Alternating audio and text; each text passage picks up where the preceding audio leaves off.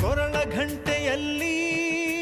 ಮಂತ್ರಾಕ್ಷತೆ ಮಂಚಾಲಯ ಮಣ್ಣ ಕಣಗಳಲ್ಲಿ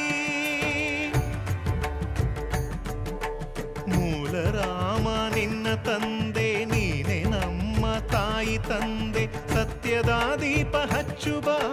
ಕರುಣೆಯ ಕಿರಣ ಚೆಲ್ಲುವ ರಾಮನ ಸಾರ ತುಂಬುವ